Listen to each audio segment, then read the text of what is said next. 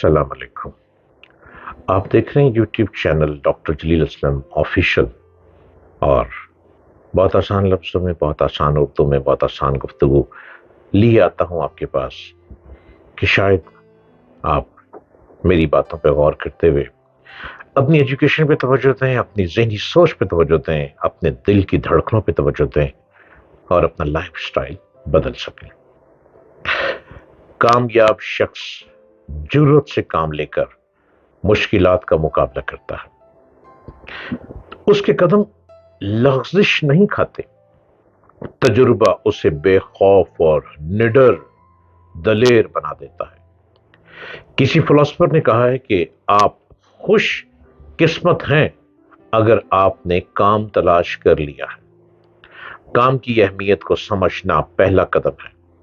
کام شروع کرنا ہی نہیں بلکہ اس پر مضبوط استقلال بھی ضروری ہے۔ کام کی نوعیت کوئی بھی ہو، اسے ادھورا نہ چھوڑیں، اس میں محو ہو جائیں حتیٰ کہ کام مکمل ہو جائے۔ ناموافق حالات میں انسان کا صحیح امتحان ہوتا ہے۔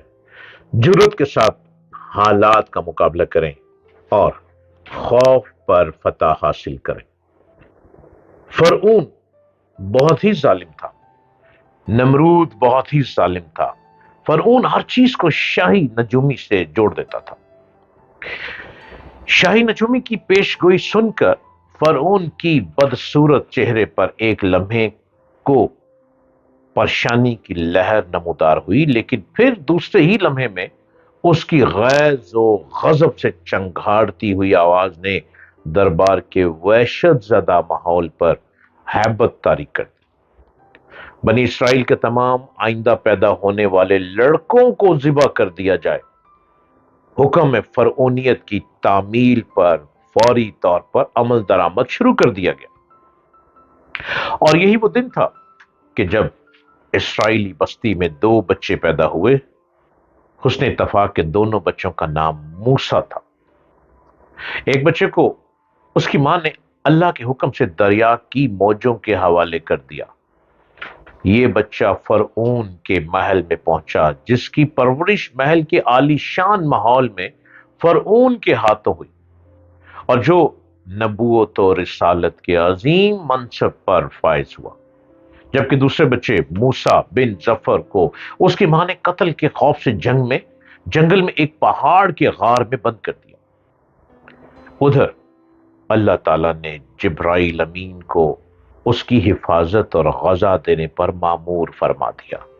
وہ اپنی ایک انگلی پر شہد اور ایک پر مکھن، ایک پر دودھ لاتے اور اس بچے کو چٹا دیتے، یہاں تک کہ یہ غار ہی میں پل کر بڑا ہو گیا، اور اس کا انجام یہ ہوا کہ خود بھی کفر میں مبتلا ہوا اور بنی اسرائیل کو بھی مبتلا کیا، پھر قہر الہی میں مبتلا ہوا۔ بعض حضرات نے کہا کہ یہ آل فرعون کا قبطی تھا جو موسیٰ علیہ السلام کے پڑوس میں رہتا تھا۔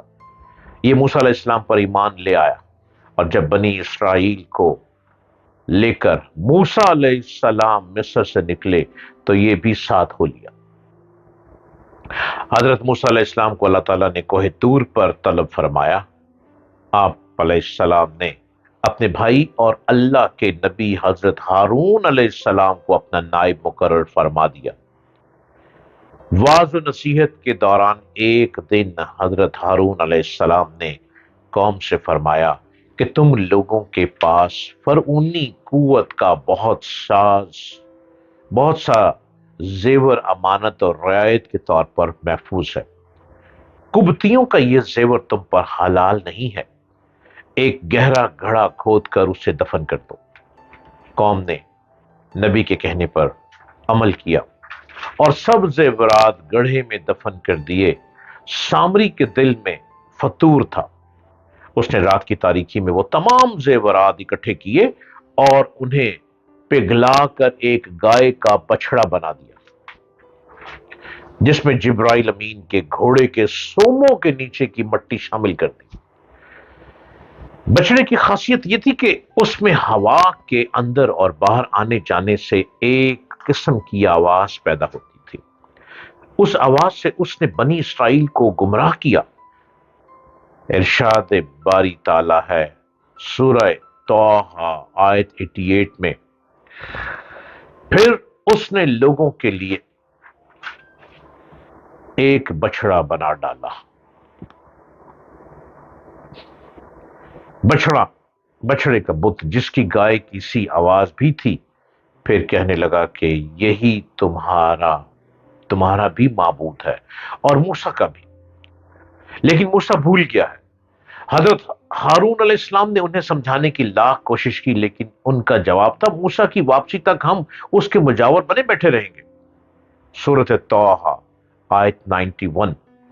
ادھر کوہ طور پر اللہ تعالیٰ نے موسیٰ علیہ السلام کو اطلاع دی، اے موسیٰ، ہم نے تیری قوم کو تیرے پیچھے آزمائش میں ڈال دیا ہے اور انہیں سامری نے بہکا دیا ہے۔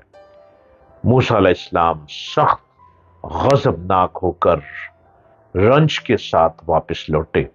سورہ طٰہٰ آیت 85 اور 86۔ حضرت موسیٰ علیہ السلام نے نہایت غصے کی حالت میں اپنے بھائی کی داڑھی اور سر کے بال پکڑ کر جھنجھوڑتے ہوئے فرمایا، اے ہارون، انہیں گمراہ ہوتا ہوا دیکھتے ہوئے تجھے کس چیز نے روکا تھا کہ تو میرے پیچھے نہ آیا؟ کیا تو بھی میرے فرمان کا نافرمان بن بیٹھا؟ سورہ طٰہٰ آیت 92 اور 93۔ ہارون علیہ السلام نے کہا، اے میرے ماں جائے بھائی، میری داڑھی نہ پکڑ اور سر کے بال نہ کھینچ، مجھے تو صرف یہ خیال دامن گیر ہوا کہ کہیں آپ یہ نہ فرمائیں کہ تو نے بنی اسرائیل میں تفرقہ ڈال دیا اور میری بات کا انتظار نہ کیا۔ سورہ طٰہٰ آیت 94۔ حضرت ہارون علیہ السلام سے باز پرس کے بعد اب باری تھی سامری کی، جو سر جھکائے قریب ہی کھڑا تھا۔ موسیٰ علیہ السلام نے پوچھا، سامری تیرا کیا معاملہ ہے؟ اس نے جواب دیا کہ مجھے وہ چیز دکھائی دی جو انہیں نہیں دکھائی دی، تو میں نے فرشتے کے نقش قدم سے ایک مٹھی بھر لی، اسے اس میں ڈال دیا۔ اس طرح میرے دل نے اس بات کو میرے لیے اچھا سمجھا۔ کہا، اچھا جا، دنیا کی زندگی میں تیری سزا یہی ہے کہ تو کہتا رہے کہ مجھے نہ چھونا، اور ایک اور بھی وعدہ تیرے ساتھ ہے کہ تجھ سے ہرگز نہ ٹلے گا، اور اب تو اپنے اس معبود کو بھی دیکھ لینا جس کا تو اعتقاد کیے ہوئے تھا کہ ہم اسے جلا کر دریا میں ریزہ ریزہ کر کے اڑا دیں گے۔ سورہ طٰہٰ آیت 95، 96، 97 میں میرا اللہ فرماتا ہے۔ اور پھر ایسا ہی ہوا، وہ ایسی خطرناک بیماری میں مبتلا ہو گیا کہ ساری عمر یہی کہتا رہا کہ مجھ سے دور رہو، مجھے نہ چھونا، اس لیے کہ اسے چھوتے ہی چھونے والا بھی اور سامری بھی دونوں شدید بخار میں مبتلا ہو جاتے۔ اسی لیے جب وہ کسی انسان کو دیکھتا تو فوراً چیخ اٹھتا، کوئی مجھے نہ چھوئے۔